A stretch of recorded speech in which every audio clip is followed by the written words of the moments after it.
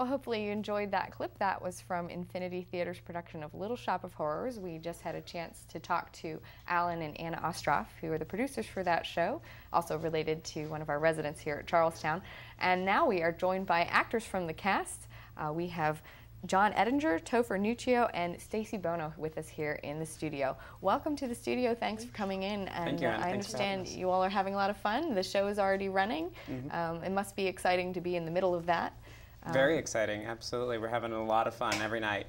If you could all just take just a moment to tell us a little bit about your characters that you're playing with regards to the show. Yeah. We'll start this way and work that way. How about that? Yeah, I play Seymour, who's sort of the protagonist of the show. And he is a geeky, nebbish, very anemic kind of guy who is working in this florist shop on Skid Row, which is sort of the wrong side of the tracks, if you will. And he's a bit of an amateur horticulturist and stumbles upon this very strange and interesting plant that needs very strange and interesting things to eat in order to keep itself alive. He becomes very famous, and sort of it's a lot of the show is about his sort of trials and tribulations of keeping this plant alive, at all odds and at the expense of a lot of really great things. And he, of course, falls in love with Audrey. And so there's also a wonderful love story as well. So who is Audrey with regards to the show? Well, Audrey also works at the florist shop in Skid Row. She's kind of the type of girl who's always dated the wrong kind of guy. She's sort of the damsel in distress in the show. Her character is described in the description as a Fay Ray type of woman, but she has a secret crush on Seymour because he's sweet and he's nice to her, and she's not used to that. And their love story is kind of the underdog love story, and so everyone really roots for him. And when we finally get together, I think it's really satisfying for the audience. And I understand that there is another character named Audrey in the production, and that of course would be Audrey 2, if I'm not mistaken. That's Seymour's name for the plant. Yeah. And that, of course, John Ettinger, that's where you fit in. You're working with the plant, or you could say that you become the plant, or how would you describe it? I mold into the plant. I'm the puppeteer for the production, and basically there are 4 plants used throughout the entire production as Audrey 2 grows. As Anna said earlier, it grows into the Mini Cooper. By the last plant, there's 4 of us inside the plant at one time. Wow. Due to the fact that Audrey 2 likes to eat people. Right, it needs to be a large enough plant to actually consume. And this happens on stage. This isn't a walk-off stage, kind of thing. This is people getting eaten by a plant on stage. Exactly. But there's a realistic yet whimsical yet fairy tale idea to it. It's almost a fable, isn't it? The story. The story is phenomenal, and I mean, starting with we call it Pod 1, and that's the plant that Seymour starts with, and then it grows into Audrey 2, which Seymour nickname for Audrey 2 is Tui. Tui. And I mean, it's a phenomenal production, and to be able to work inside the puppets, not even being seen by the audience, and to still do theater and make the magic happen on stage is amazing. But of course, everyone who knows about puppetry knows that how you move things really dictates how people perceive the character, and you can portray a lot without actually being seen when you're working a puppet. So do each of those phases of the plant have a puppeteer element to them, or does it only become a puppeting item until later? The first plant is, of course, a hand plant. Basically, it's a hand puppet. And then the second, third, and fourth are basically full-body puppets. The second plant is actually... I operate the second one by myself, actually. And then the third and fourth are actually full-body puppets where I'm actually inside. The longest time I'm in one of the plants for a full period is approximately like 47 minutes. Wow, 47 minutes. So it's, I mean, in this heat, it's pretty hot, but it's... Inside the plant. Again, it's amazing. Yeah. And I heard that the air conditioning broke the other day, is that correct? It did. I don't know if it broke, but I know that it wasn't as cool as it could be on stage. But I mean, Anna and Alan have have helped so much with ice. And I got off the stage yesterday, and there's Anna throwing ice at me, just to keep me cool. Everyone's always worried about John. We're always like, no matter what else is going on the stage, is John okay? As long as he's okay. Right. So you have to keep the fictional plant needs to be fed in weird ways, but you also have to take care of the puppeteers in the plant in real ways. Exactly. These are genuine people. Exactly. How long were you all in rehearsals for this show? When did the production kick off? 2 weeks. 2 weeks of rehearsal. Yep. Really? Yeah, we got here at the tail end of June, and went right into rehearsal. Had 2 weeks of rehearsal in a rehearsal space, and then we moved into the theater earlier last week, and got on the set and started to get to work with the set and some of the actual props and whatnot.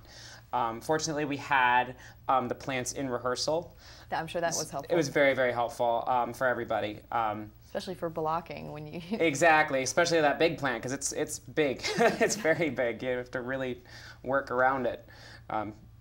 2 weeks of rehearsals must have been pretty intense to put it all together really quickly. Have any of you done these parts before, or was this the first time for... I have not. This was my first time. I believe it was Stacie's as well. Yeah, I've never done it either. I've worked with the puppets prior. Okay, so you're at least familiar with the puppeteering aspect of the show. So right, now a lot of it is, I don't even necessarily do the voice, I'm the puppeteer, but then there's also a voice, so there's someone off stage. How does that work if you're trying to match the mouth up? Well, that's basically what it is a lot of the rehearsal process, due to me having done the show prior. I mean, I know the songs, but a lot of it is myself and Lamont, who is the voice of Audrey too. And it's a lot of syncing up, basically, and that's where a lot of our time went, is knowing exactly how his vocals went to the actions that I was doing and vice versa. Huh. So you're choreographing for someone else's voice, and it certainly sounds like an interesting process. Well, it's definitely a unique show, not something you see every day. Certainly not. But as John said, it sounds, like it's the Little Shop of Horrors, and I guess it is kind of a horror story, but it's actually very silly. It's very whimsical. We have kids come all the time. We had a birthday party last weekend of 8-year-old girls, and they loved it, because they understand that it's very silly. It's, this isn't real. It's meant to be, comical and whatnot. So it's not scary.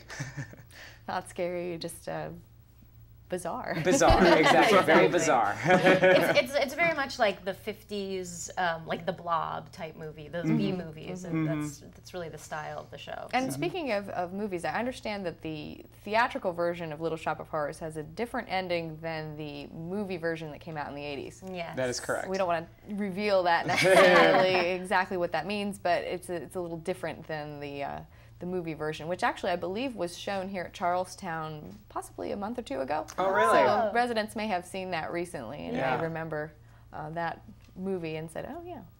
Well, now they can come see the different ending. Exactly. Right, exactly. Seeing things on stage is a lot more fun, especially when you know how many complicated elements are going into a production. Live theater has so many variables in it that there's always something different about each production, and you just pray that nothing goes wrong with any of the technical issues, et cetera, et cetera. And it sounds like you all are having a good time with it. Now, are you all from New York? They talk about importing New York folks. You all hail from New York? Yeah, we all live in New York now. We are all immigrants to New York City. I originated in Colorado, grew up in Colorado, and I went to college in Michigan, and then I moved to New York. So. And how about you, Stacie? Yeah, I went to my undergrad in New York at NYU, so I've lived there for a while, and I'm originally from Florida.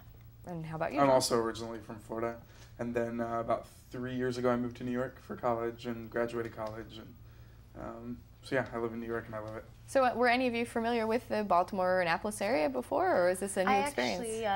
I performed in Baltimore. I did a touring show called Barbie Live in Fairytopia, and we performed at the Baltimore theater. I don't remember which one of the big touring theaters, but yeah, I had a great time when I was here last time. Well, that's fantastic. Annapolis is a great town. It's really lovely. It really is. Like, they've been so welcoming to not only the cast, but the production crew also. And, I mean, the little shops and stores and restaurants. I mean, the food is phenomenal downtown. We're doing a good job getting a lot of crab in while we're here.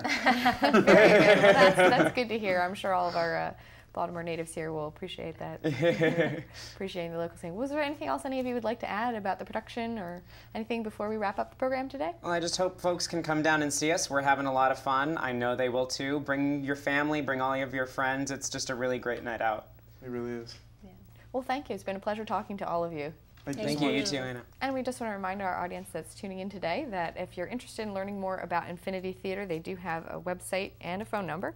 The website, again, is infinitytheatercompany.com, and the telephone number is 877-501-8499. And Little Shop of Horrors is running until August the 7th. So hopefully some folks from Charlestown will get a chance to go out and see that production. It's great to talk to the folks that are doing theater here in the area. So thank you very much for tuning into our channel today. And as always, we hope you have a great day here at Charlestown.